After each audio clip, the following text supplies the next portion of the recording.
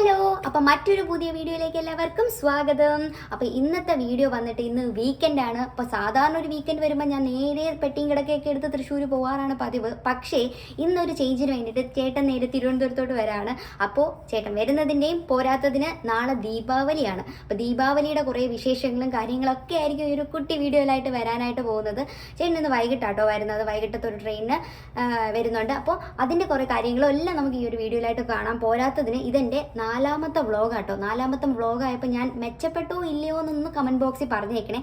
അപ്പോൾ ശരി, നമുക്ക് വീഡിയോ കാണാം.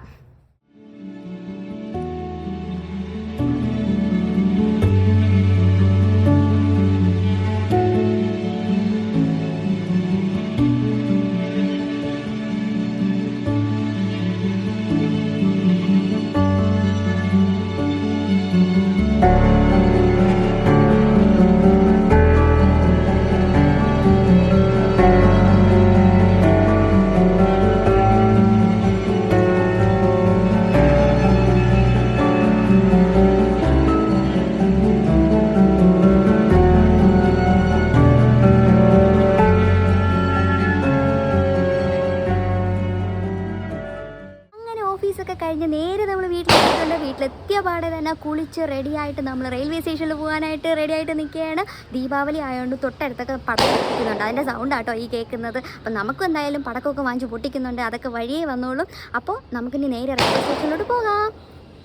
ട്രെയിൻ നമ്മുടെ തൊട്ടടുത്തുള്ള സ്റ്റേഷനിൽ എത്താറായി എന്ന് മനസ്സിലാക്കിയപ്പോൾ നേരെ നമ്മൾ കാറൊക്കെ എടുത്ത് ചേട്ടനെ വിളിക്കാനായിട്ട് പോവാണ്. പോകുന്ന വഴിക്ക് SM ബേക്കറിയിൽ ഇറങ്ങിയിട്ടുണ്ടായിരുന്നു കേട്ടോ, കുറച്ച് പലഹാരമൊക്കെ നോക്കാനായിട്ട്. പക്ഷേ ദീപാവലി പ്രമാണിച്ച് സ്വീറ്റ്സ് മാത്രമേ ഉണ്ടായിരുന്നുള്ളൂ, വേറെ ഒന്നും ഉണ്ടായിരുന്നില്ല.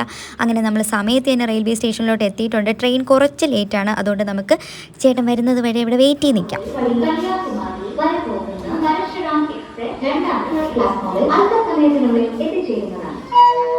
അങ്ങനെ കൃത്യം 10 മിനിറ്റത്തെ ഡിലേക്ക് ശേഷം പരശുരാം എക്സ്പ്രസ് 2ാമത്തെ പ്ലാറ്റ്ഫോമിലേക്ക് എത്തിയിട്ടുണ്ട്. ദേ വരുന്നു നമ്മുടെ ആൾ. അങ്ങനെ ചേട്ടനെയൊക്കെ വിളിച്ച് നമ്മൾ നേരെ വിസ്മയ ഹോട്ടലിൽ ഫുഡ് അടിക്കാനായിട്ട് പോവാം കേട്ടോ. പാവം 12 മണിക്ക് കയറിയതാ, വൈകിട്ടായപ്പോഴാണ് ഇങ്ങ് എത്തിയത്. അങ്ങനെ നമ്മൾ പൊറോട്ടയും ബട്ടർ നാണും ബട്ടർ ചിക്കനും ഷവായും ഒക്കെ ഓർഡർ ചെയ്ത് എല്ലാം കഴിച്ചിട്ട് നമ്മൾ നേരെ വീട്ടിലോട്ട് പോവുകയാണ്. അപ്പോൾ ഇവിടുത്തെ ഫുഡ് നല്ല അടിപൊളി ടേസ്റ്റ് ആട്ടോ. നിങ്ങൾ ആരെങ്കിലും കഴിച്ചിട്ടില്ലെങ്കിൽ ട്രൈ ചെയ്യണേ. Good morning. അങ്ങനെ നെക്സ്റ്റ് ഡേ ആയിട്ടുണ്ട്. അപ്പോൾ ഇന്ന് ദീപാവലി ആട്ടോ. ദീപാവലി ആയതുകൊണ്ട് തന്നെ ഇന്നലെയൊക്കെ ഭയങ്കര പടക്കം പൊട്ടിക്കുന്നതിൻ്റെയൊക്കെ സൗണ്ടായിരുന്നു. പക്ഷെ നമ്മൾ ഇന്നലെ പടക്കം വാങ്ങിയിട്ടില്ല. പക്ഷേ ഇന്ന് പടക്കം വാങ്ങി പൊട്ടിക്കണമെന്നുണ്ട്. അപ്പോൾ ഇന്നത്തെ വിശേഷം എന്ന് പറയുന്നത് സത്യത്തിൽ പടക്കം വാങ്ങി പൊട്ടിക്കുന്നില്ല, നമ്മളൊരു സ്ഥലത്ത് പോകുന്നുണ്ട്. അത് കുറച്ച് ഹിഡൻ ആയിട്ടുള്ളൊരു സ്പോട്ടാട്ടോ. അത്ര എല്ലാവരും എക്സ്പ്ലോർ ചെയ്തിട്ടുള്ളൊരു സ്ഥലമല്ല, അതുകൊണ്ട് തന്നെ പോകണമെന്നുണ്ട്. ഇന്നലെ രാത്രിയൊക്കെ നല്ല മഴയായിരുന്നു, പക്ഷേ ഇപ്പോൾ നല്ല തെളിഞ്ഞ സ്കൈ ആയിട്ട് നിൽക്കുകയാണ്. നമുക്ക് എന്തായാലും അങ്ങോട്ട് പോകാം. പോകുന്നതിന് മുന്നേ ആദ്യം നമുക്ക് ബ്രേക്ക്ഫാസ്റ്റ് കഴിക്കാം. ഇന്ന് എന്താ ബ്രേക്ക്ഫാസ്റ്റ് എന്നറിയത്തില്ല, താഴെ പോയി നോക്കണം. അപ്പോൾ നമുക്ക് ബ്രേക്ക്ഫാസ്റ്റ് കഴിച്ചിട്ട് റെഡി ആയിട്ട് അങ്ങോട്ട് പോയാലോ? കമോൺ.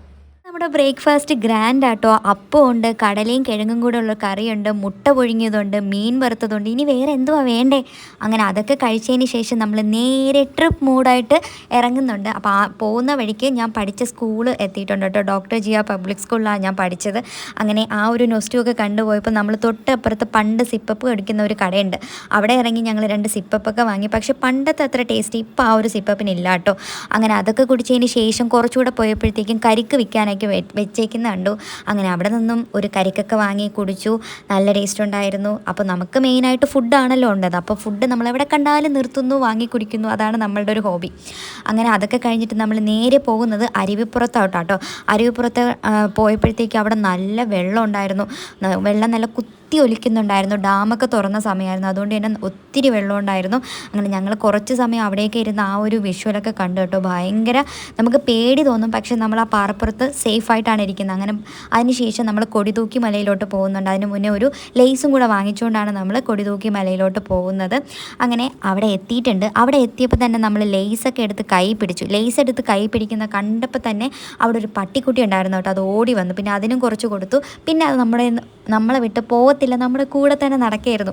അതിനുശേഷം നമ്മളൊരു ഗുഹ കാണാനായിട്ട് പോവാണ്. പണ്ട് ശ്രീനാരായണ ഗുരു തപസ്സിരുന്ന ഗുഹ എന്നാണ് അതിനെ പറയപ്പെടുന്നത്. അപ്പോൾ ഈ കാണിക്കുന്നതാട്ടോ ആ ഒരു ഗുഹ. അങ്ങനെ അതൊക്കെ കാണാനായിട്ട് ഇറങ്ങിയതിന് ശേഷം കുറച്ച് നേരം നമ്മളവിടെ കാര്യമൊക്കെ പറഞ്ഞ് നിന്നതിന് ശേഷം നമ്മൾ നേരെ ഇറങ്ങുന്ന സമയത്ത് ഈ ഒരു കായ ഉണ്ട് കേട്ടോ. ഈ കായയുടെ പേര് അറിയാമെന്നുള്ള ആരെങ്കിലും ഉണ്ടെങ്കിൽ ഒന്ന് കമൻറ്റ് ഇട്ടേക്കണം കേട്ടോ. അങ്ങനെ ഇനി നമുക്ക് കൊടിതൂക്കി മലയുടെ വ്യൂ കണ്ടാലോ.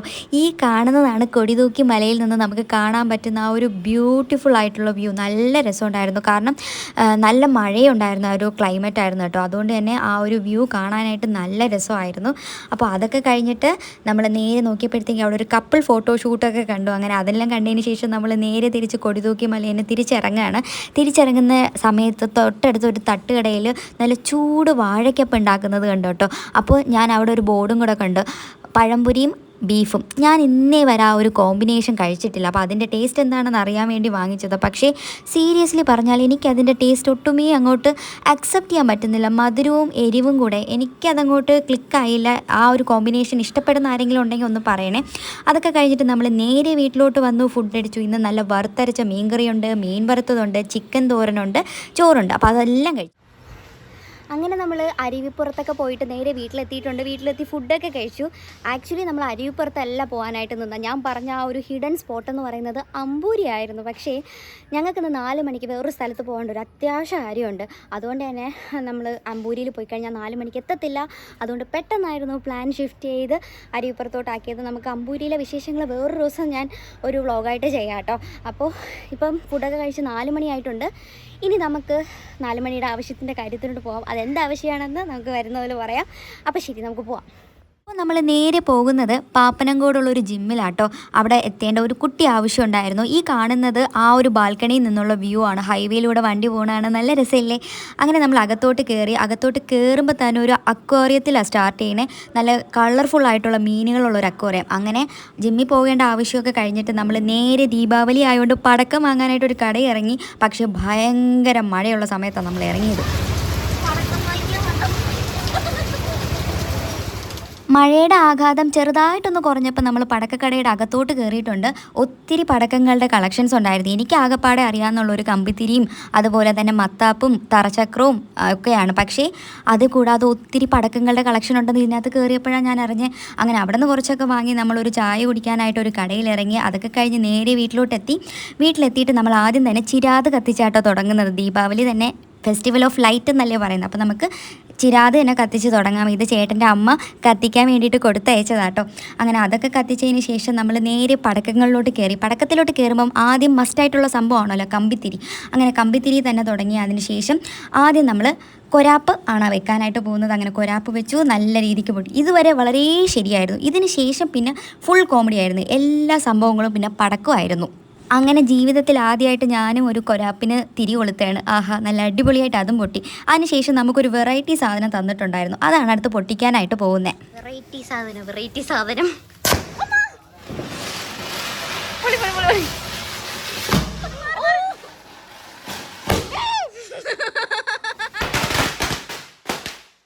സത്യം പറഞ്ഞാൽ പടക്കം വാങ്ങേണ്ട ആവശ്യമില്ലായിരുന്നു. കാരണം എല്ലാ സാധനങ്ങളും പടക്കത്തിൻ്റെ അതേ റോളി തന്നെ ചെയ്ത്. എന്തായാലും അടിപൊളി. Good morning. അപ്പോൾ നെക്സ്റ്റ് ഡേ ആയിട്ടുണ്ട്. മഴ പെയ്യുന്നുണ്ട്, അതാട്ടോ പെട്ടെന്ന് ഇൻട്രോ എടുക്കുന്നത്. അപ്പോൾ ഇന്നത്തെ പ്രത്യേകത എന്ന് പറഞ്ഞാൽ ഇന്ന് വലിയ പ്രത്യേകതയൊന്നുമില്ല. ചേട്ടൻ ഇന്ന് തിരിച്ച് തൃശ്ശൂർക്ക് പോവുകയാണ്. 12 മണിക്കാട്ടോ ട്രെയിൻ ഉള്ളത്.